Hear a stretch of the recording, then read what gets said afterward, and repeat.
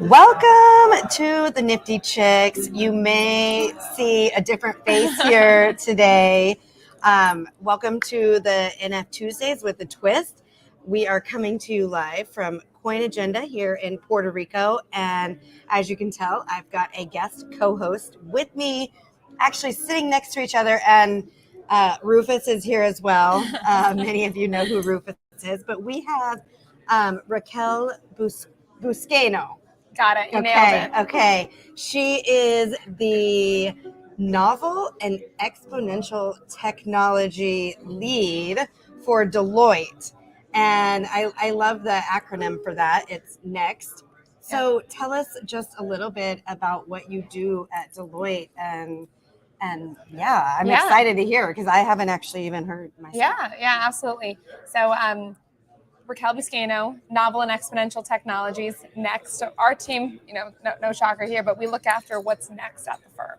So our team is the one at Deloitte that senses and makes sense of emerging technologies for our firm, for our client, and really make sure that we're not missing the ball and that we're staying ahead of the game because technology is developing at an increasingly rapid rate. It seems like there's new things happening every day, especially when you think about the blockchain and digital asset space. And so my team's kind of the one that focuses in on that. And of course, we're here from CoinAgenda, Puerto Rico. I gave a presentation earlier today on just that topic about emerging technology. Which is kind of how we met, but not really. We actually ended up sitting by each other at lunch and started having a conversation. And I was in a place of, well, I don't know what we're going to do for the show today because JeNFT couldn't be here. Yeah. There were a couple other friends of mine that I thought were going to be at the conference. And I thought, I'll just get one of them to step in as our guest host for the day. But since they couldn't be here, I was like, I don't know anybody here. And then we met and started talking. And I was like, oh my gosh, would you want to do this with me today? And Raquel said yes. So super excited to have her.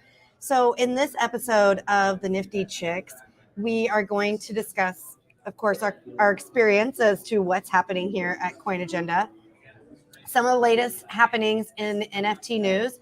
And I also have a question that keeps coming up for me. We had many conversations around it last week in Miami, and I wanted us to have a conversation about it. But I say first off, let's go ahead and dive into CoinAgenda Caribbean and what your experience has been like here. I know it's your first time in Puerto Rico. Yes. Coming all the way from LA. And so... Yeah, I mean, I think day one's gone off to a truly incredible start. I think there's been maybe, I want to say like 12 or 15 sessions so far. And the day kicked off with fireside chat with Dan Moorhead, who is the founder of Pantera Capital, huge VC in the crypto Web3 space. Yeah. And so one of the things that kind of was circulating here in the conversation was, of course, there's recent news regarding FTX, regarding the current state of crypto, the bear market that we're in, all this stuff, and his perspectives on what the future would look like. And I think it's interesting. One of the perspectives that came up was a move towards more regulated, centralized finance, and seems towards to be a theme DEXs. here. I feel like totally. Yeah.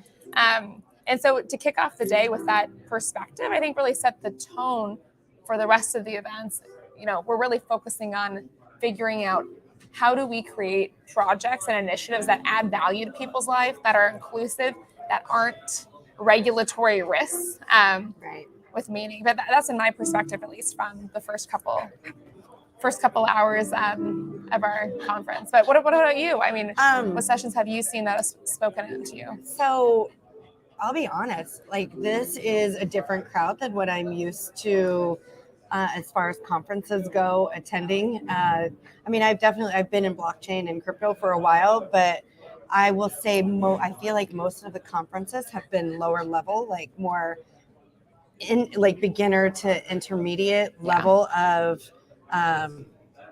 topics and sessions and that sort of thing. And I feel like CoinAgenda it's an upper tier, like more high level. The tech savviness here is just undisputable. It feels like no one's really not to say that it's a bad thing, right? Because I think like what we want to do in the ecosystem is onboard more people, make it more inclusive, but it's certainly not everyone's first right. Web3 conference. Yeah, exactly. So I'll be honest, a lot of the things have been over my head. I mean, I'm more of into the marketing and, obviously the podcast and really like NFTs. And, we talked about, obviously I love women-led NFT projects, and I'm all about, what utility, how are they educating, how are they giving back to the community, how are they building communities, that sort of thing. And this space is definitely way more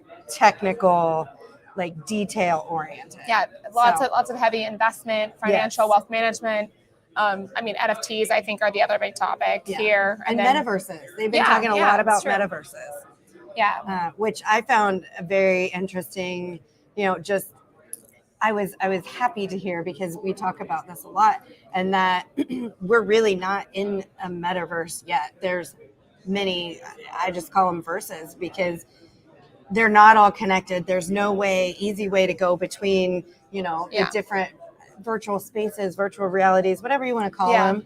And until we're able to do that, then that's when we can say it's a metaverse, because then it's, all connected, and you can go from, it's like going from California to Nevada or Arizona or whatever. It's a spatial internet. Right. And the ease, interoperability that you have on the internet, you can expect in more spatial environments. And one thing that I think is really interesting too, that I spoke a little bit earlier today on, is the fact that we're moving to have these digital lives and putting ever more presence and importance on those. Things like social media, Instagram, the way people curate their different social media presences alone signifies that we care about our digital presence. Right. And so when people ask, where does blockchain come into the picture? I think the intersection between Web3 and the metaverse, they're not the same thing. They're not entirely different. It's more like a Venn diagram where there's overlap in the middle, because you can have, spatial objects that are NFTs, digital assets. And how do you take those digital assets from one world to the next, as you say? Right.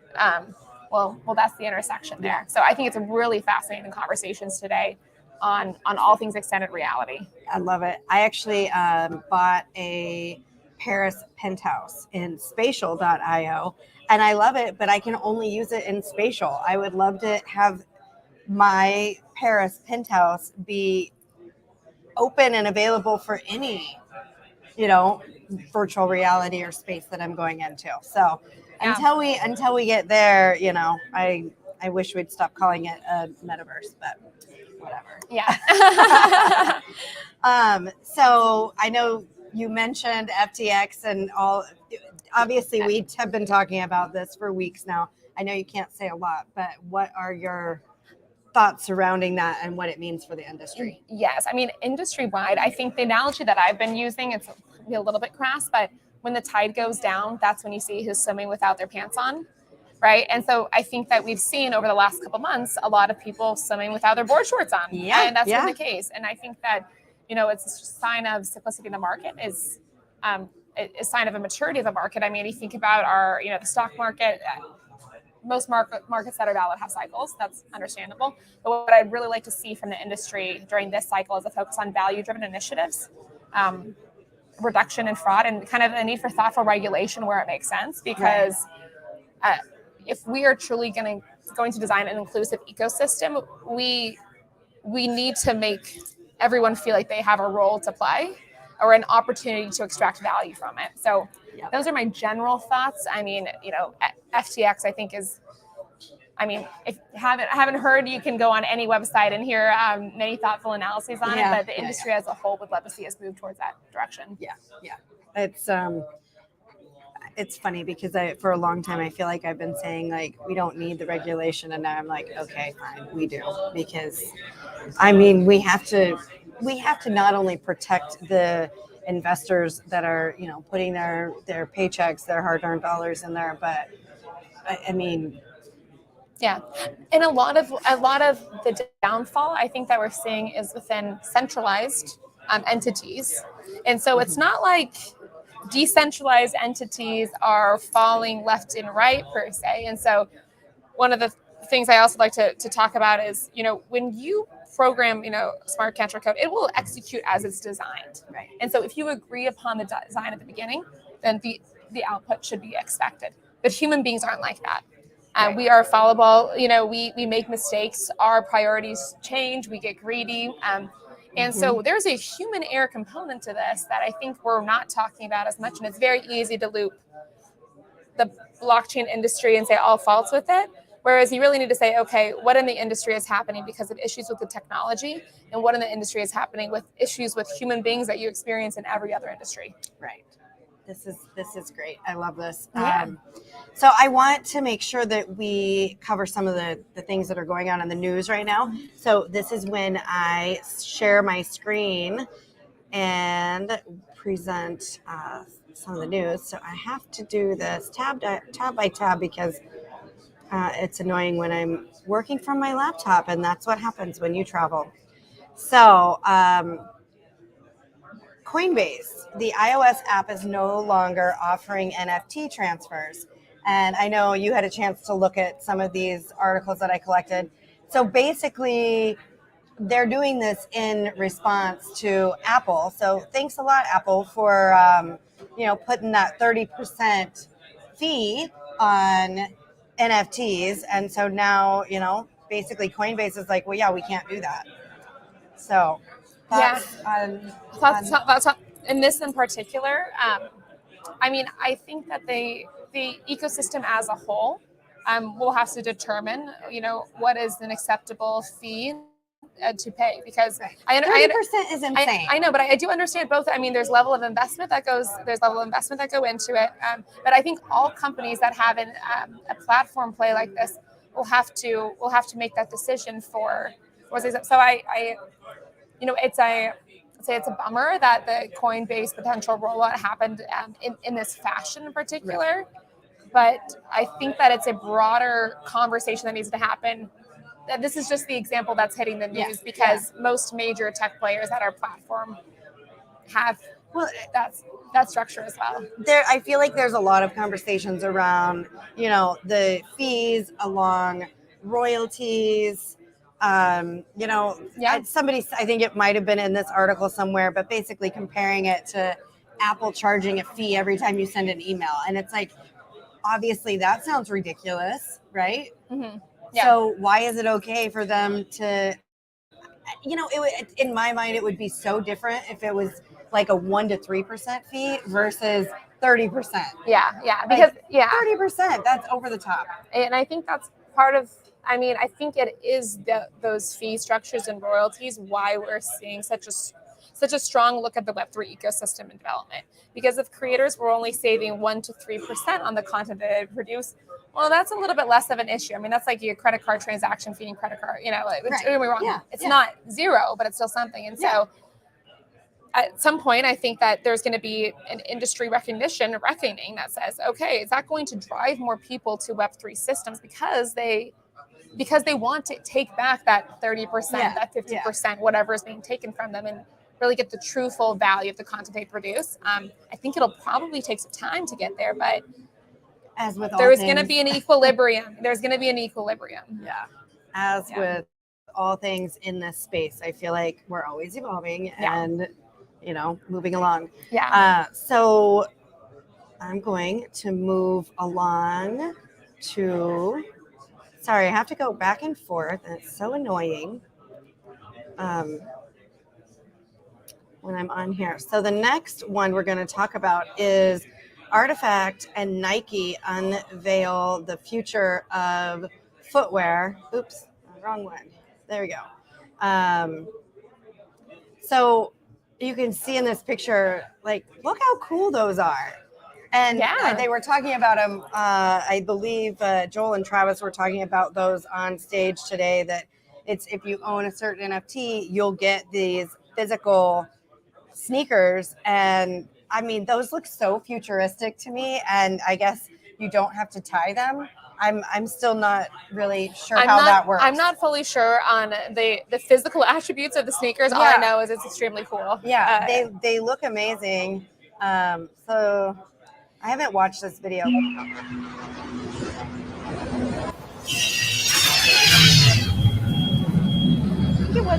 think it was a little over a year ago. Partnership with Artifact. Yep.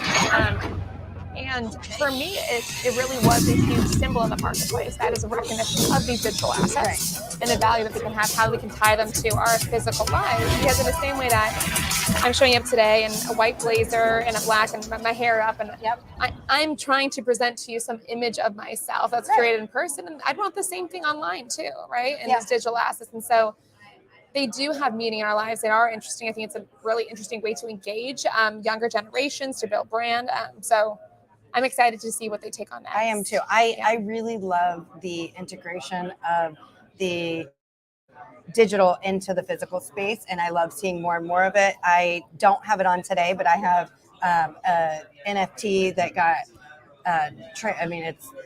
it's a physical product as well. It's my famed ladies necklace. However, I'm always scared to travel with it anywhere because it's one of those dual necklaces and it gets so tangled. And so, I know so when I first got it, JeNFT, my co-host, spent 30 minutes untangling this necklace for me. So thankfully I have an in-house jewelry expert that can untangle things for me, but she's not here. So I was, scared to bring it. That's funny. Yeah.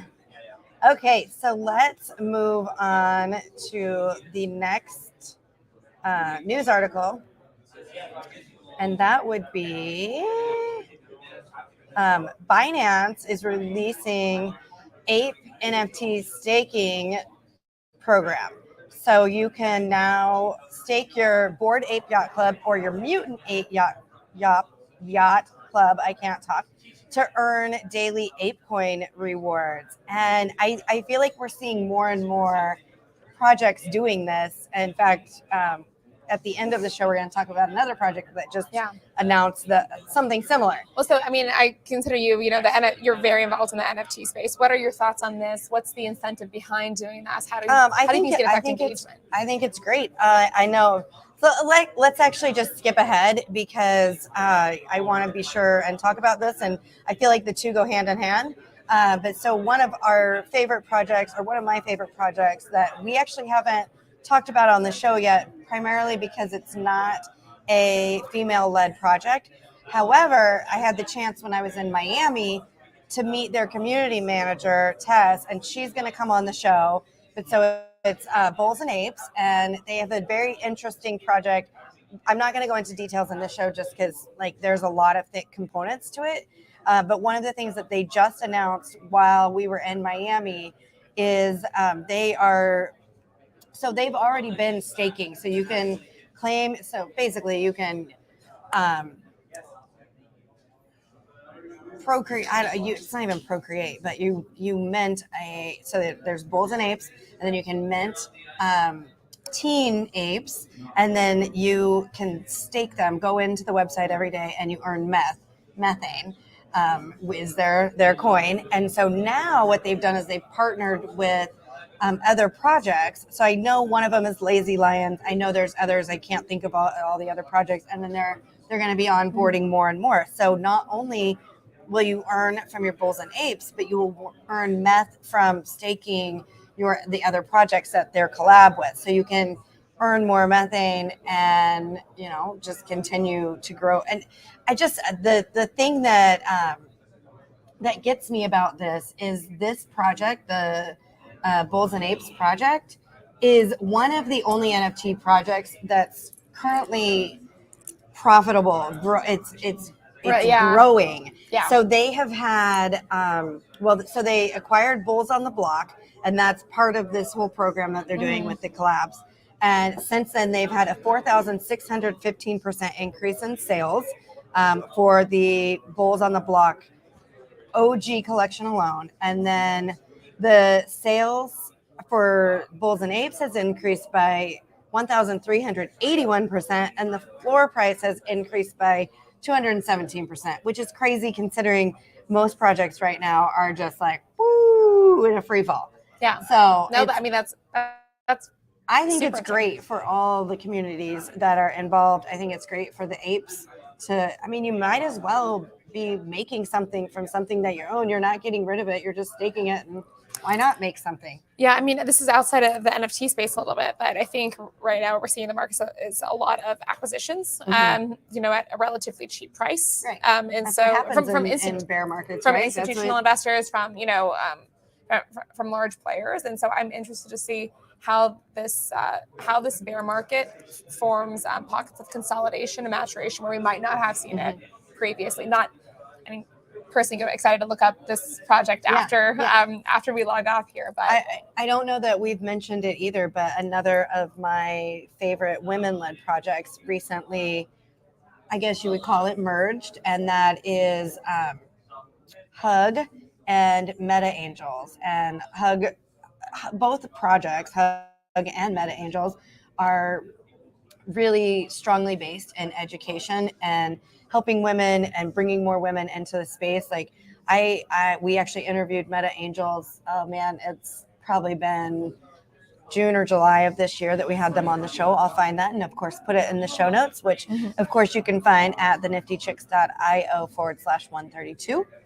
And I'll link to the Meta Angel show. But basically, you could loan your Meta Angel NFT to help a woman in need and help them get into the space. They would, and then the other thing that they do is they do they gift one person. I think it's per month, X amount of ETH. So it's not even a loan. It's a gift to help women that are in need, which I think is amazing. And Hug it's one of the reasons that I love the women-led projects. I just feel like they're, for the most part, maybe not all of them, but for the most part, they're all about helping, you know, lift women up and bring more women into the space and educate and make sure that we stay safe, which is what we're all about on the Nifty Chicks. So. Yeah, absolutely. Okay, so moving back to the news, and let's go to something that I think you will appreciate as well, because when we were chatting earlier today, we actually went to share contact information, and I noticed that you had a Red Rocks picture as your screensaver. Yes. So concerts are, many of you know, they're near and dear to my heart. I loved attending concerts, and something that we've talked about a lot is smart tickets, not necessarily just for concerts, but it could be for you know, sporting events, whatever it is that you need a ticket for. I mean, I've used NFTs to get into, you know, NFT and crypto events. So I think they are the future. And you know, Travis and Joel, Bad Crypto Podcast, they talked about it in their session today about how, you know, you get a physical ticket, or it's, you know, an email ticket and you print it out and it gets destroyed, and like it's not worth anything if it's printed out from your printer. Yeah. And a lot of times they're even saying, please don't print right now. Like we don't even want printed tickets.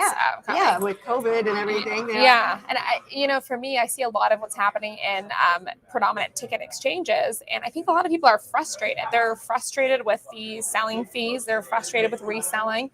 It seems like a lot of these traditional, you know, ticket exchanges have, you know, an immense amount of pressure on the industry and the artists that they work for. And so I think people are itching and they're starting to see, oh, this could be an interesting approach to be able to provide tickets, which I think is, you know, I'm hopeful for. I also think it's just ease and simplicity of verification, right? So for me personally, I would love to see disruption in this ticketing space. And there's also a wide variety of things that you can do, such as dynamic ticketing.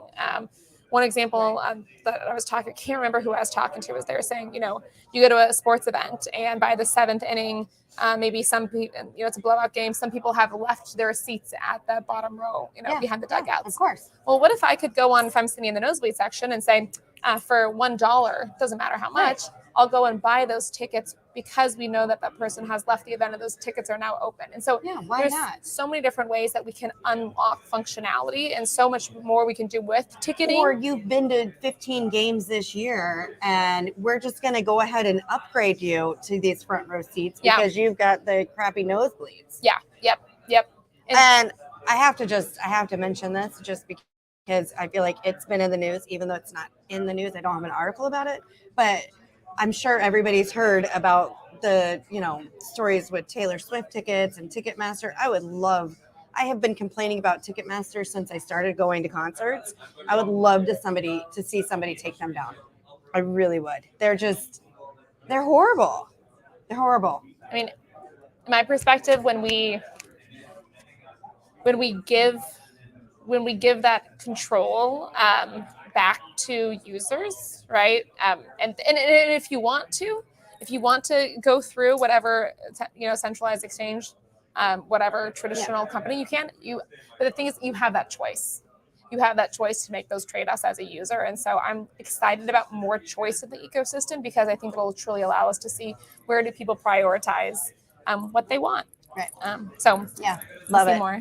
Yeah. So this article is all about unstoppable domains, and they're launching its answer to POAP, which is Relic NFT smart tickets, which we've talked about, but basically that's just the name of it. And it leads me into, so I had the chance to meet Sandy Carter at, actually multiple events in Miami. And one of the things that we talked about was the top women inspiring in the space. And let me just pull up. I was excited to see this. So is this the article? I think it is. Here we go. So you can see the most inspirational women of Web3 and the metaverse. Some of these we have had on the show. I know offhand Danielle from Fame Ladies, NFT Ignition. Sandy Carter's going to come on the show with Unstoppable Domains, which that actually reminds me, going back to Unstoppable Domains, they're doing something really cool with digital identity on Unstoppable Domains, and you can decide what you share or don't share with whoever it is that you're interacting with. And I really love that idea. And they also did something really fun. You can create your digital twin and like do a little dance with them. So I'll have to see if I can get that, and I'll insert my little dance in here. It was really fun. But so I wanted to tell everybody about this, to, go take a look at this. There's some very interesting, females on here. Of course, follow them, connect with them, and then also let us know if you want us to get them on the show, because I think that could be super fun. And let's see, that's really about it, because we covered the projects. Yeah. Is there anything that you want to add that we have not covered from the event, or? No, I mean, I think I'm really excited about the event because, one, it's an opportunity to connect. I mean, we connected over lunch and our shared love of scuba diving, right, before anything else. So I'm really excited about the future. I think that an emphasis on inclusivity. I love to see women-led projects. So we're doing, I was talking to someone earlier, just launching a female-led VC, focused in the space. There's so much activity. And so if you're looking at this, you're wondering how to get involved, just know that you have a huge community that's eager to help you get on board, eager to help you learn. I almost forgot. Please. The big question that I keep being asked, and that is, it's to what you were just saying, is we keep talking about, onboarding 1 million, 1 billion new people in this space, but what are we doing now to actually take action to do that? And what should we be doing, or what could we be doing?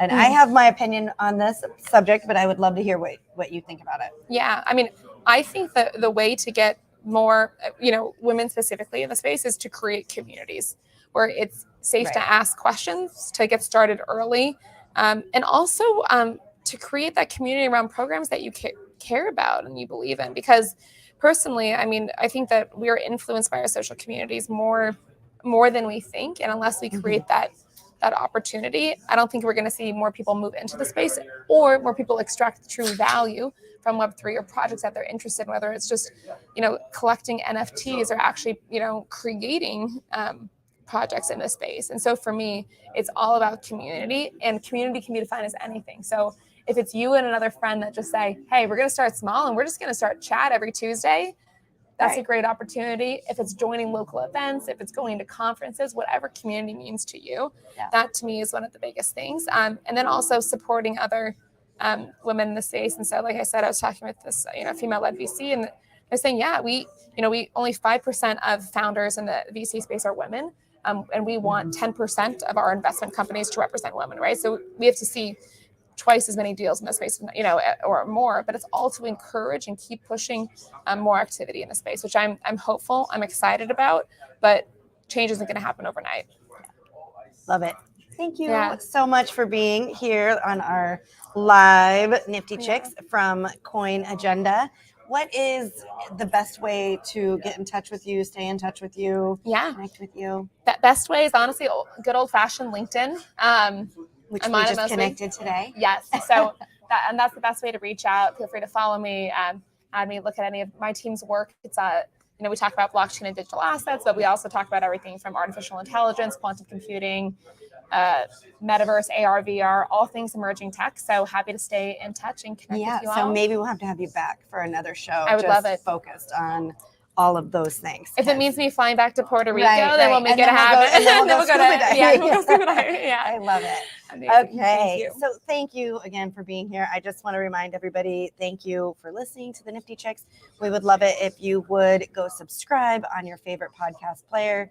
And, if you're so inclined, leave us a review. We love those 5-star reviews. And as always, remember to invest in yourself. You are worth it. Bye, everyone.